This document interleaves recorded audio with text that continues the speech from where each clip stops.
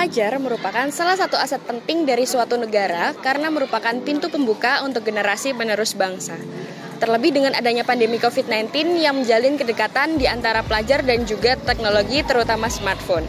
Hari ini kelompok Arkana berkesempatan untuk melakukan pengamatan dan juga wawancara dengan siswa-siswi, guru, serta wali murid dari SD Negeri Ketabang Surini, Surabaya. Untuk itu, simak videonya sampai habis untuk kita lihat dan kupas tuntas dampak negatif dan positif dari 3 sudut pandang.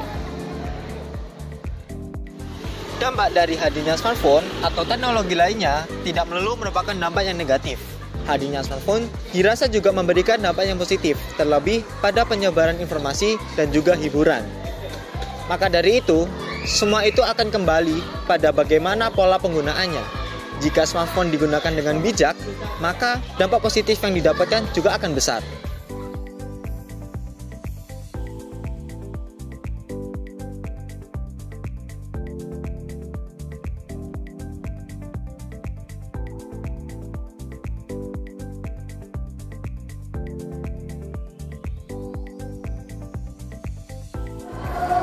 Oke, selamat siang semuanya. Selamat siang. Kita kenalan dulu ya. Salam kenal sama Kak Dinda. Ini adik siapa? Deril. Yang ini? Hafiza. Jadi sekarang kita udah sama Dek Deril dan Dek Hafiza. Kita tanya-tanya dulu ya. Dek Deril sama Dek Hafiza ini punya handphone nggak di rumah? Punya. Kalau Hafiza? Punya. Biasanya kalau di rumah main handphonenya buat aplikasi apa? FF. Kalau Hafiza? YouTube. FF sama YouTube. Nah, itu dikasih batasan waktu nggak sama orang tua di rumah? Kalau sampai sore suruh mandi dulu baru boleh main. Oke, kalau sampai sore mandi dulu boleh baru main. Kalau Hafiza? Sholat dulu. Oke. Handphonenya pernah dibuat main game nggak? Pernah. Main FF tadi ya? Oke, kalau Hafiza?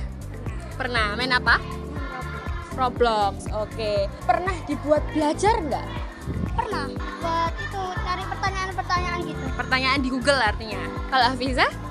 Bahasa Inggris. Buat belajar bahasa Inggris. Hafiza sama Daryl ini lebih suka handphonenya dibuat main game atau dibuat belajar? Belajar. Karena kayak seru gitu. Seru, belajar Tambah ilmu. siap, pintar. Kalau Hafiza? Belajar. Belajar juga, kenapa? Karena bisa menambah ilmu. Oke, siap. Dan menurut Hafiza sama menurut Daryl, fungsinya handphone itu apa sih? Buat nyari pertanyaan di Google. Buat nyari pertanyaan di Google. Kalau Hafiza? Belajar. Belajar. Jadi dua-duanya ini suka belajar ya? Oke, siap, top. Oke, mungkin terima kasih ya sudah menjawab pertanyaannya. Kita tos dulu. Tos, satunya lagi? Tos. Oke, dadah-dadah ke kamera dulu. Dadah, terima kasih. Halo, selamat pagi semuanya. Selamat pagi. Oke, kita kenalan dulu boleh ya? Boleh. Perkenalkan sebelumnya saya Kak Dinda ya. Nanti kita bisa ngobrol-ngobrol, oke? Ini namanya siapa? Adiknya? Nama aku Nadila. Nadila. Yang ini? Dia. Iya. Kalian dari kelas berapa? Kelas 4. Kelas 4. Oke. Kak Dinda mau tanya nih, Dian sama Nadila ini suka main HP nggak ya? Suka Biasanya kalau main HP pakai aplikasi apa? YouTube. Terus TikTok. TikTok. Oke, YouTube sama TikTok ya. Punya HP sendiri atau dipinjemin sama mama papa? HP sendiri. HP sendiri. Kalau aku sih dipinjemin. Dipinjemin. Itu HP-nya boleh dibawa ke sekolah nggak sih? Boleh. Boleh. Kalau Nadila? Aku nggak boleh. Nggak boleh. Biar kayak fokus Oke. dalam pelajaran gitu. Pintar. Stop. Fokus buat pelajaran. Pernah dibuat belajar nggak handphonenya? Pernah. Matematika biasanya. Matematika. Biasanya sih belajar bahasa Inggris Bahasa Inggris. Belajar bahasa Inggrisnya di mana? di YouTube. Di YouTube. Kalau Bian? Ya sama di YouTube. Di YouTube juga. Oke. Handphonenya pernah dibuat games nggak? Biasanya main games apa? Frog, dress up. Oke, jadi meskipun punya handphone, tetap suka buat belajar matematika sama bahasa Inggris ya? Iya. Happy nggak sih kalau lagi main handphone? Happy. Happy. Kenapa kok happy? Soalnya belajar sambil lihat HP. Oke. Kalau di rumah ada batasan main handphone nggak? 1 jam biasanya. 1 jam. Hari Jumat sampai Minggu saja. Dari Jumat sampai Minggu. Kalau Dila? Kalau aku sih ada juga. Cuman pada hari Sabtu doang, itu pun terbatas ya. Oke, siap. Menurut Dian sama Dila, main HP itu fungsinya apa sih? Bisa belajar, terus bisa buat game, terus bisa menghibur gitu. Kalau aku sih buat belajar doang sih, buat kadang-kadang buat belajar biar kalau sudah besar itu bisa ke luar negeri, kalau bisa Eropa. Oke, siap Eropa ya. Oke, terima kasih ya Dila sama Bian. Kita tos dulu. Sama-sama. Siap. Sama Mas ini juga, Mas Isal. Ya, Mas. Oke. Terima kasih, sampai jumpa lagi. Dadah. Oke, halo semuanya. Selamat pagi. Pagi. Oke, sebelumnya perkenalkan saya Kak Dinda. Iya, Kak Dinda ini dengan siapa? Kanaya. Kanaya. Sasi. Dari kelas 5A. 5A. Oke, sekarang Kanaya sama Sasi suka main handphone nggak? Kalau Sasi jarang sih sebenarnya, soalnya dibatasin. Biasanya kalau main handphone itu pakai aplikasi apa? Ada TikTok. YouTube. Punya handphone sendiri atau dipinjemin sama orang tua? Punya HP sendiri. Punya HP sendiri. Punya sendiri. Oke. Di sekolah ini boleh nggak sih bawa handphone? Nggak boleh. Iya, nggak boleh. Pernah dibuat belajar nggak? Pernah dibuat belajar Matematika. Kalau Sasi? Kalau Sasi ada aplikasi Ruang Guru, jadi ada buat belajar Ruang Guru. Oke. Pernah dibuat main games nggak? Pernah. Pernah. Biasanya game apa? Sky. ML. Oke, siap. Mobile Legends. Lebih suka handphonenya dibuat main games atau belajar? Belajar sih. Sasi seringnya nggak belajar sih, jadi ya udah belajar aja. Di rumah ada batasan nggak buat main handphone tuh harus berapa jam atau di hari apa? Ada 3 jam. 3 jam. Sehari sejam. Pertanyaan terakhir, menurut Dek Sasi sama Dek Kanaya ini, main handphone itu fungsinya buat apa? Buat belajar sama main game sih. Belajar, main game, komunikasi jarak jauh juga boleh. Itu ya, dari teman-teman kelas 5A, ada Sasi dan juga ada Kanaya. Terima kasih. Tos dulu. Ya, tos sama Kak Isa. Ya. Oke, dadah dulu. Terima kasih.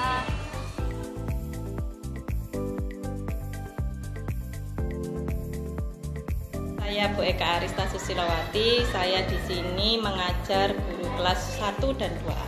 Oh, 1 dan 2. Oke. Mungkin untuk pertanyaan yang pertama Ibu, kalau pembelajaran gitu ada yang menggunakan media smartphone nggak ya? Pembelajaran Nggak ada. Nggak ada. Oke. Bawa smartphone itu dari sekolahan memperbolehkan atau enggak sih? Tidak. Di pembelajaran itu juga nggak ada ya kayak online smartphone. Nggak ada, paling ya pakai LCD itu saya yang menampilkan di proyektornya, kalau bawa HP Kan kita tahu ya kalau misalnya teknologi smartphone ini ada dan sangat berkembang. Iya. Mungkin kalau dari sudut pandangnya Ibu sendiri, adanya smartphone ini bisa mempermudah pembelajaran atau enggak ya? Kalau menurut saya banyak manfaatnya. Selama pembelajaran daring itu ada manfaatnya. Cuman tapi kalau dikembalikan di sekolah, anak-anak diminta bawa HP ya enggak boleh. Kalau buat saya enggak boleh. Kalau memang pembelajaran daring kemarin kan mendukung.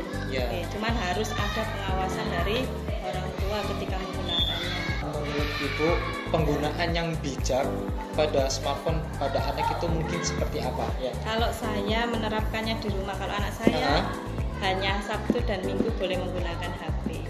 Semuanya itu butuh kerjasama antara guru dan orang tua. Karena apa? Selama ini kan anak waktunya lebih ramah di rumah daripada di sekolah. Karena di sekolah kita sudah tidak boleh pakai HP, berarti kan penggunaan smartphone-nya kan di rumah. Ya, kalau di rumah itu tanpa adanya pengawasan orang tua, ya sama saja. Oke, gitu. Semuanya kembali kerjasama. Dari kalau guru sudah mengingatkan di sekolah, orang tua di rumah mengawasi. Boleh menggunakan HP asalkan kontrol waktunya tetap dijaga. 1 jam atau 30 menit atau bagaimana, yang penting enggak dari pagi sampai malam HP terus. Karena anak juga kan butuh mainan, butuh refreshing kan seperti itu. Tapi ya kembali lagi harus ada kontrol waktu menurut saya. Ada nggak yang dirasakan dampak positif, apalagi dampak negatifnya dari kedekatan anak sama teknologi, terutama smartphone? Kalau positifnya anak-anak sekarang itu lebih canggih. Anak kecil saya, anak saya saja bisa ngedit-ngedit, kayaknya pengetahuannya lebih banyak lah. Nah itu kalau dampak negatifnya sosialnya yang kurang. Misalnya kalau anak itu setiap hari pegangan HP, dipanggil aja susah. Dan dek sini dek, masih bingung dengan HP-nya. Pesan ibu guru buat siswa atau siswi SD terkait penggunaan smartphone, pesannya? Buat siswa, pesannya kalau main HP harus tahu waktu. jangan seharian pegang HP, boleh main HP asalkan waktunya dikontrol saja. Oke. Baik, terima kasih Bu buat waktunya. Mohon maaf. Mungkin bisa dikenali lagi Pak nama sama tugasnya di SD Ketapang India. Nama saya Pak Didi Sumartono, panggil saja Pak Didi, guru kelas 5 di sini. Untuk pertanyaan pertama itu Pak, buat di SD Ketapang Seruni ini tuh kalau pembelajaran itu ada yang menggunakan smartphone atau enggak?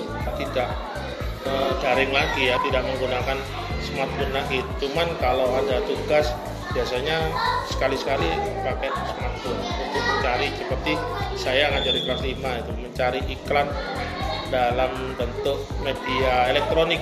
Nah itu kan saya suruh mencari di internet, berarti lewat smartphone bisa, lewat bisa komputer, sehingga smartphone itu agak dikurangi.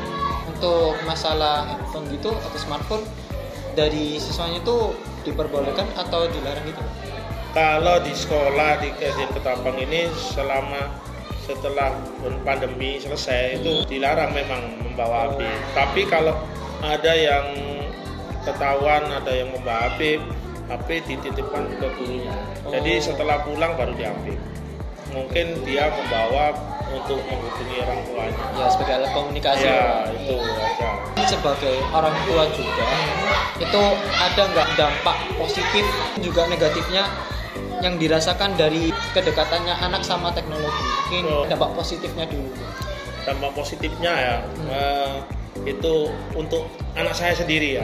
Anak saya sendiri itu dampak positifnya itu dengan melihat HP dia sering melihat YouTube yang berbahasa Inggris, sehingga dia autodidak bisa conversation pakai bahasa Inggris. Cuman dampak negatifnya itu kalau sudah terlalu lama lihat gitu kadang lupa waktu belajar. Makanya setiap hari itu kalau lihat HP, bahkan 1 minggu sekali saya melihat HP-nya hari Sabtu. Itu pun saya batasi, tidak setiap hari terusan lihat HP. Kira 1 jam 2 jam sudah selesai, ada batasnya. Tapi kalau dampak positifnya buat anak-anak di kelas, ilmu pengetahuannya itu lebih luas. Di smartphone-nya itu digunakan dengan bijak, dengan pakai buat belajar. Iya, buat belajar, bukan untuk yang lainnya. Mungkin pertanyaan yang terakhir Pak, apa harapan dari Bapak sendiri sebagai guru dan juga mungkin sebagai orang tua terhadap penggunaan smartphone pada anak? Mungkin pesannya? Ya, untuk pesan saya, smartphone memang bagus ya. Kita bisa mengikuti kemajuan teknologi, tapi juga harus ada batasnya. Boleh kita menggunakan smartphone untuk pembelajaran, itu hal-hal positif boleh. Tapi kalau setiap hari untuk main game, ya boleh lah, tapi tidak terlalu lama. Gitu. Jadi sebenarnya bagus sebenarnya kalau menggunakan smartphone itu, karena sekarang sudah semuanya itu kan pakai aplikasi. Ada aplikasi belajar juga kan. Nah itu boleh digunakan untuk pembelajaran asal tidak selalu digunakan untuk hal yang negatif. Ya untuk pembelajarannya jalan. Terus pakai komunikasi juga, alat komunikasi. Itu yang pesan saya. Oke, mungkin terima kasih ya Pak buat waktunya pada wawancaranya. Mungkin kita aja pada wawancaranya. Ya, terima kasih. Ya, selamat siang Pak. Mungkin bisa dikenalin dulu nama sama tugas sebagai apa di SD Ketapang ini. Oke. Assalamualaikum warahmatullahi wabarakatuh. Nama saya Muhammad Mahrus Hibatullah. Biasanya kalau di sini dipanggil Pak Mahrus. Saya mengajar di kelas 4, tepatnya di kelas 4C. Di sekolah saya sebagai kesiswa. Tadi kan saya udah tanya di beberapa guru ya Pak. Kalau di SD Ketapang Seruni ini sendiri itu untuk masalah penggunaan smartphone itu emang nggak diperbolehkan? Bukan nggak diperbolehkan.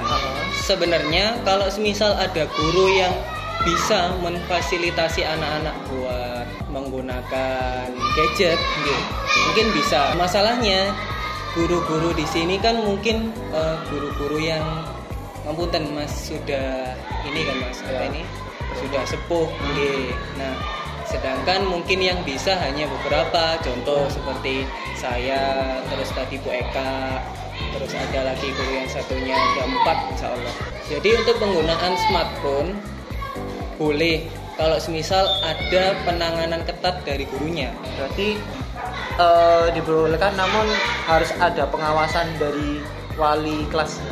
Betul, okay. Jadi anak-anak itu sebenarnya setiap hari yang punya bawa HP, tapi digunakan ketika selesai pelajaran. Karena kalau tidak ada HP, anak-anak mau mengabari orang tuanya agar dijemput nggak bisa gitu.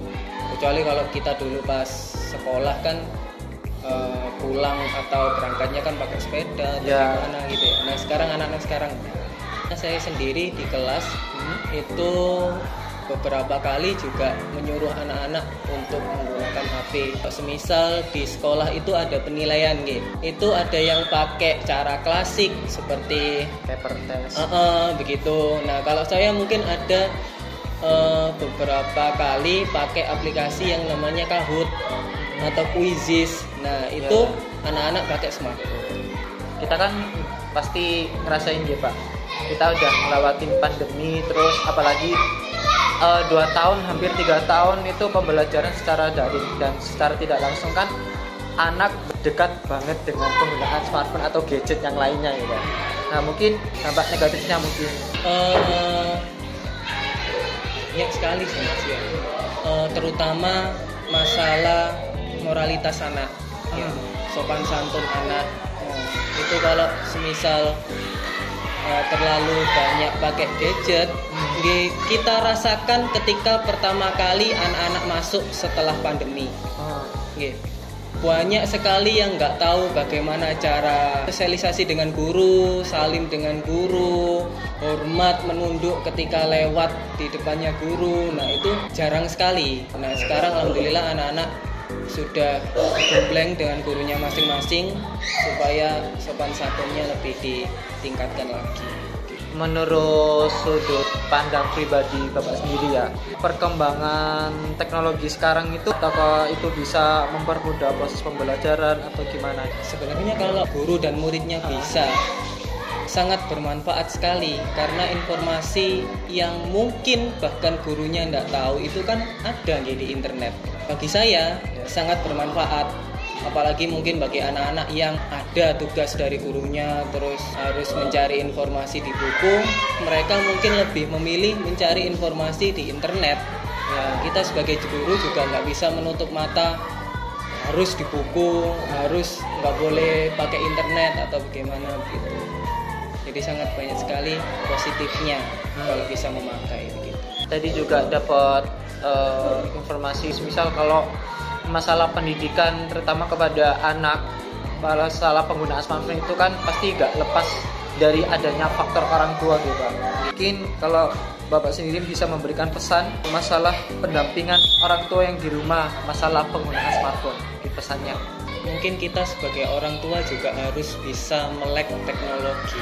Bagaimanapun juga ketika anak-anak diberikan smartphone itu harus dalam pengawasan kita, entah itu pengawasan kontak fisik atau mungkin hanya sekedar daring begitu. Nah contoh kalau semisal kita memang tidak melek teknologi, anak kita diberikan HP terus tidak ada pemantauan, kita nggak tahu yang dibuka anak ini apa.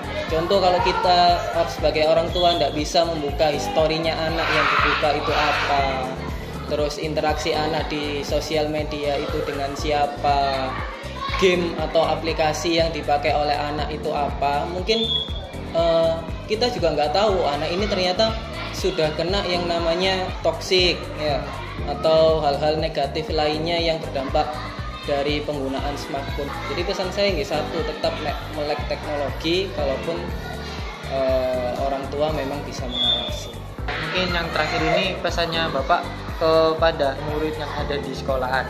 Tetap batasi penggunaan smartphone, karena memang untuk anak-anak di usia SD itu penggunaan smartphone tidak boleh lebih dari 2 atau sampai 3 jam karena memang dunianya anak-anak itu adalah dunia bermain. Mereka lebih cocok sosialisasi dengan temannya ketika bermain daripada harus bermain lewat internet dan seperti itu. Karena memang dari sekolah kita anak-anak yang memang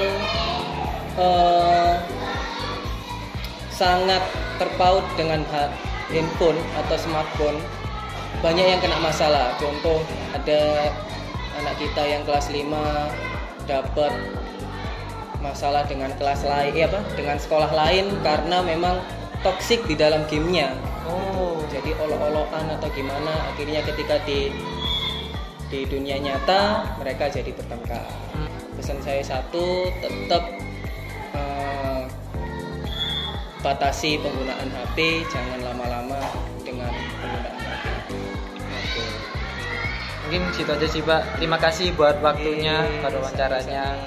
Mungkin gitu aja wawancara teman-teman. Terima kasih.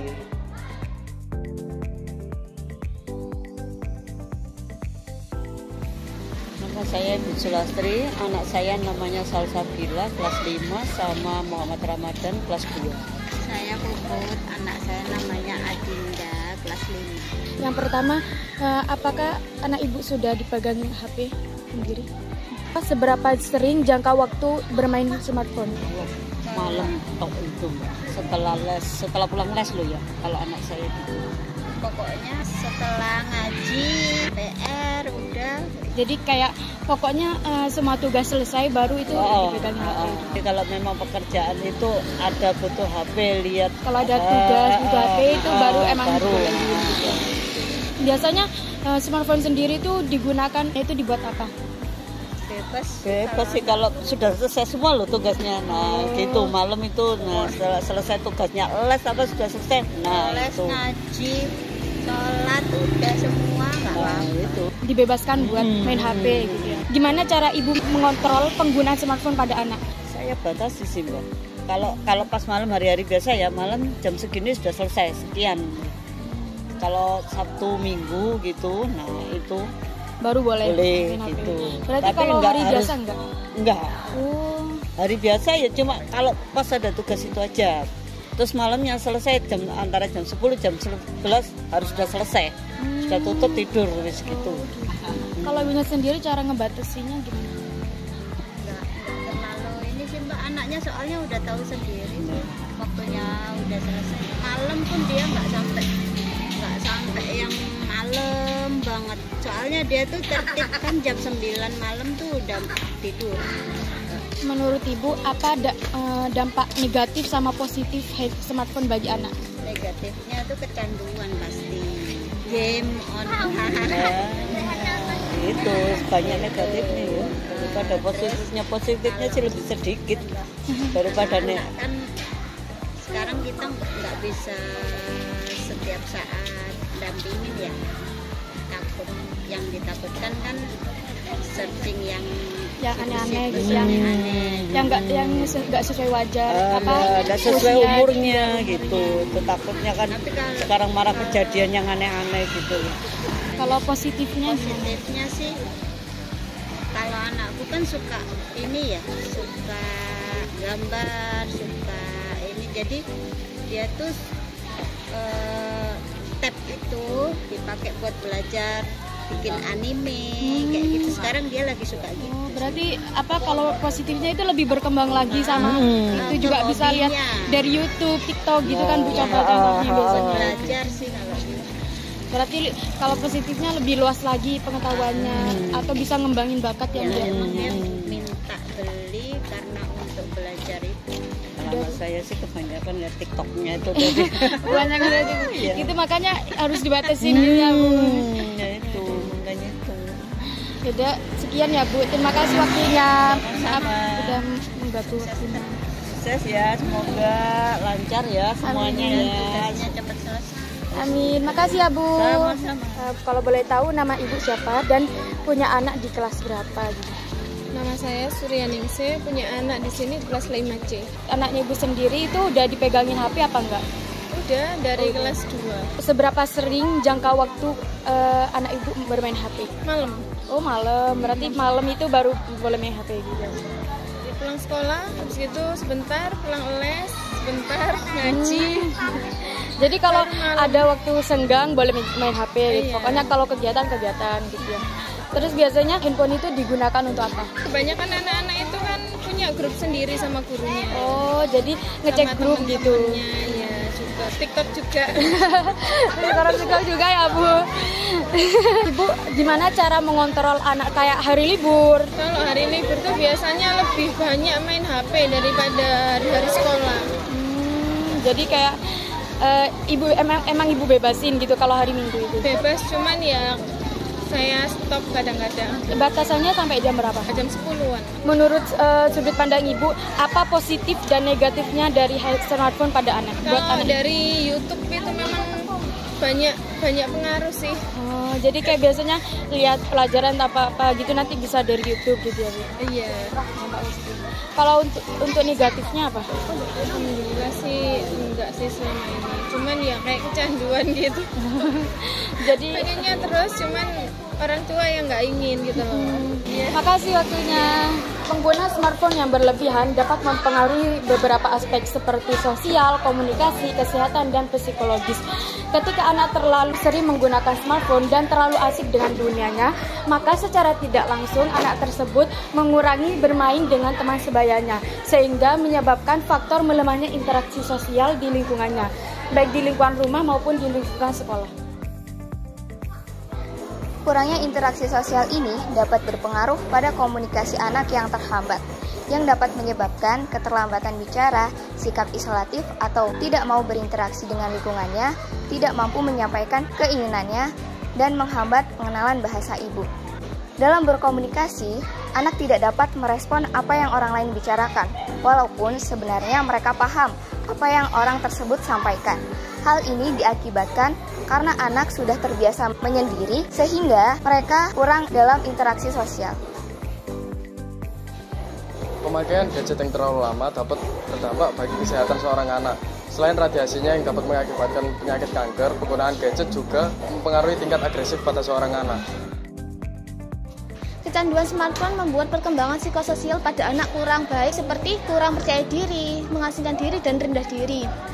Durasinya disarankan misalkan 30 menit saat senggang atau pada setiap hari Sabtu dan Minggu. Penggunaan gadget lebih dari 2 jam setiap harinya akan mengganggu psikologis pada anak. Pada aspek fisik dan psikomotorik anak, perilaku yang muncul yang diakibatkan oleh gadget yaitu gangguan kesehatan fisik seperti sakit mata dan sakit kepala, masalah pendengaran karena pemasangan earphone terlalu lama, gangguan stres, hambatan perkembangan, obesitas karena malas beraktivitas, dan juga gangguan tidur.